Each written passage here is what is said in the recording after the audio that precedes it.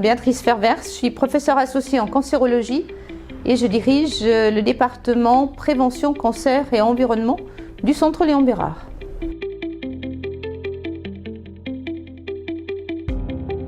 Alors on connaît aujourd'hui un grand nombre de substances qui peuvent causer des cancers. Un certain nombre peuvent être présents sur le lieu de travail. On sait aujourd'hui qu'environ 10% des salariés en France sont exposés à des substances cancérogènes sur le lieu de travail. Dans le passé, ce pourcentage était plus important. Et on sait que près de 5% des cancers, c'est-à-dire près d'un cancer sur 20, sont liés à une exposition à des cancérogènes durant la carrière professionnelle des patients.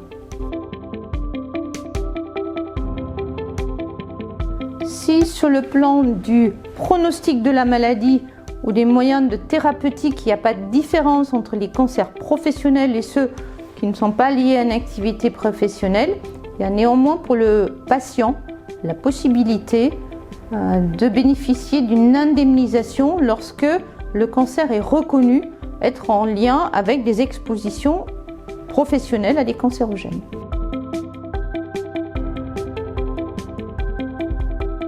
Alors, on a vu près d'un cancer sur 20 est d'origine professionnelle.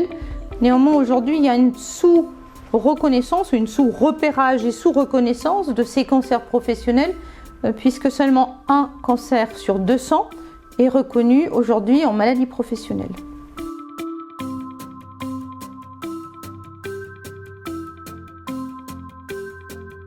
Alors effectivement, en 2009, on a créé cette consultation pour justement répondre à cette problématique de sous-reconnaissance des cancers professionnels et améliorer donc le repérage des expositions professionnelles et le diagnostic des cancers d'origine professionnelle chez les patients.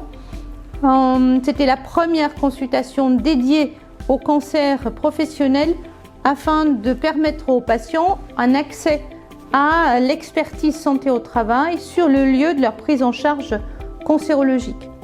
Et donc dans les perspectives ou dans les évolutions, nous avons notamment testé un processus de repérage systématique des expositions professionnelles pour les patients atteints de cancer bronchopulmonaire, puisque la part des cancers professionnels dans cette pathologie est plus importante, et également pour les hémopathies malignes. Nous avons expérimenté ce processus de repérage avec d'autres structures, notamment avec d'autres centres de lutte contre le cancer en collaboration avec les centres de pathologie professionnelle des CHU. On espère aujourd'hui de pouvoir généraliser cette procédure qui a fait ses preuves pour améliorer la reconnaissance des cancers professionnels.